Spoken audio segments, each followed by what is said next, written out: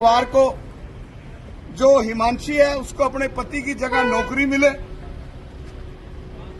Navy में, और जो सृष्टि है उसको अपने भाई की जगह अपने भाई के शहादत को मानते हुए उनका सम्मान करते हुए जो मुख्यमंत्री हरियाणा का स्वेच्छा कोटे का अधिकार है HCS की पोस्ट पे, क्योंकि वो बीटेक और मास्टरी की हुई है सृष्टि ने, वो नौकरी 13वीं बड़े दिन उस बच्ची को कैबिनेट की बैठक बुला के सृष्टि को जो है बच्ची को एक नौकरी और हिमांशी को उसके पति की जगह नरेंद्र मोदी जी नौकरी देने का ऐलान करें और पाकिस्तान के खिलाफ आर पार की लड़ाई लड़ने का ऐलान करें। हिंदुस्तान के 100 करोड़ सनातनी, मैं तो उम्मीद करता था कि जो भाजपा में और कांग्रेस में और दूसरी पार्टियों में जो मुसलमान बड़े बड़े चेहरे हैं उनको आगे मोदी को कहना चाहिए कि हिंदुस्तान का मुसलमान आपके साथ खड़ा है, लेकिन ऐसा कल से 2 दिन से मुझे देखने को नहीं मिला। तो इसका अंदाजा देश के 100 करोड़ हिंदुओं को तो लगा लेना चाहिए।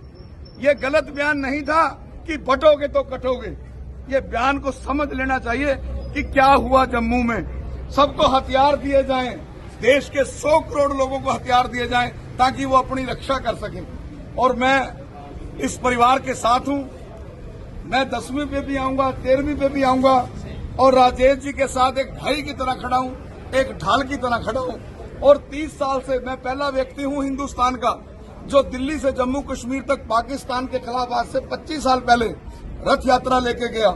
खालिस्तान जैसी मुहिम को मैंने, बब्बर खालसा जैसे आतंकवादी जो तिहाड़ जेल में मेरे कारण बंद हैं, तो मैं आज आपके करनाल की मीडिया के माध्यम से जिन्होंने हमेशा मेरी बात को प्रमुखता से पूरे देश तक पहुंचाया, आज मेरी 3 मांगे हैं। पाकिस्तान पर हमला, सृष्टि को HCS नॉमिनेट और हिमांशी को उसके पति की जगह नौकरी, परिवार को जो उसको सरकारी फैसिलिटीज मिलनी है वो मिले, लेकिन परिवार को 1 करोड़ रुपए की राशि केंद्र सरकार और 1 करोड़ की राशि हरियाणा सरकार दे, ताकि एक मैसेज जाए कि सरकार, हरियाणा की सरकार जो है राजेश नरवाल परिवार के साथ, हिमांशी के साथ, हिमांशी के पिता जो हैं सुनील स्वामी जी के साथ, उनकी पत्नी जो है पूनम स्वामी जी के साथ खड़ी है।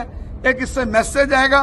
और एंटी टेररिस्ट फ्रंट इंडिया आज इस संकल्प के साथ कि मैं इस भारत माँ की बेटी के साथ, मैं तो इसको हिमांशी को भारत माँ की बेटी कहूंगा, जिसने जब ये कहा आतंकवादियों को कि मुझे भी इसके साथ मार दो, मुझे भी मेरे पति के साथ मार दो, उसने कहा ये बात मोदी को बताना, ये एक टेरर क्रिएट करने की साजिश रची। इस टेरर का जवाब देश के 100 करोड़ हिंदुओं को देना होगा। अब बटने का टाइम खत्म हो चुका है। धन्यवाद। सुरेश जी, क्या कहेंगे जिस प्रकार ये हमला हुआ, क्या लोकल लोगों के साथ देने के कारण ऐसा संभव होता है? नहीं, बिल्कुल। मेरी अभी हिमांशी से बात हो रही थी, हिमांशी को मैंने 4 फोटो में दिखाई, उसने कहा कि मैंने लोकल लोगों से मदद मांगी, क्योंकि लोकल आदमी, जैसे मैं करनाल के लोकल आदमी, मुझे 1 मिनट में यहाँ घर का पता बता दिया। अगर लोकल आदमी वहां मदद करते तो लोकल इस घटना को टाला जा सकता था। इसका मतलब अभी भी जो जम्मू कश्मीर के अंदर है वही पाकिस्तान का DNA चल रहा है। अभी भी वहां 370 जरूर खत्म हुई, लेकिन वहां J&K सरकार रहनी नहीं चाहिए इस घटना के बाद, क्योंकि इंटेलिजेंस ने इनपुट दे दी थी कि अटैक हो सकता है आतंकी। जब इंटेलिजेंस ने इनपुट दी तो इंटेलिजेंस इनपुट जो है एक व्यक्ति को नहीं देती, सरकार को देती है, गृह मंत्रालय को देती है, स्टेट मशीनरी को देती है। तो अमर अब्दुल्ला व्हाइट पेपर जारी करें, वहां क्या सिक्योरिटी थी पर्यटन की, जो वहां थे पहलगांव में जो स्पॉट था वहां बताओ कितनी पुलिस थी, कितनी मिलिट्री थी। और कुछ दिनों के बाद अमरनाथ यात्रा है, तो लोकल मदद के बिना आतंकवादी वहां आ ही नहीं सकते। निश्चित तौर पर रैकी हुई है, उनको मैसेज हो गया इतने लोग यहाँ बैठे हैं, और तब जाके इस घटना को, इस दर्दनाक घटना को, जिसको मैं जलियांवाला बाग से जोड़ता हूँ। एक कांड जलियांवाला बाग में हुआ था और एक कांड ये पहलगांव में हुआ। और मैं उस हिमांशी को और सृष्टि को आज कह के जा रहा हूँ, उसने कल कहा था मुख्यमंत्री नायब सैनी जी के सामने, हालांकि मुख्यमंत्री नायब सैनी जी ने कहा था कि बदला लिया जाएगा, लेकिन बदला सृष्टि का लेना है, उस बेटी का लेना है जिसने कहा कि मुझे उसकी गर्दन चाहिए।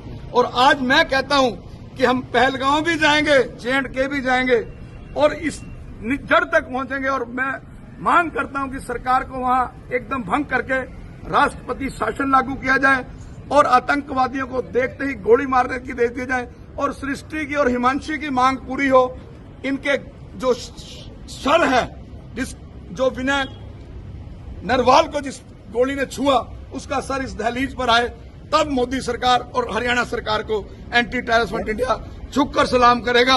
उसके जूते पर, सीएम के जूते पर मैं नाक रगड़ कर आऊंगा कि तेरे जैसा जो सच्चा हिंदुस्तानी नहीं हो सकता। अन्यथा यह संघर्ष जो हम तो कर ही रहे हैं, 30 साल से कर रहे हैं, आगे भी करेंगे। और राजेश जी नरवाल जिन्होंने जन्म दिया विनय को, मैं उनकी वाइफ को, उस कोख को नमन करता हूं जिस कोख ने एक बब्बर शेर को जन्म दिया।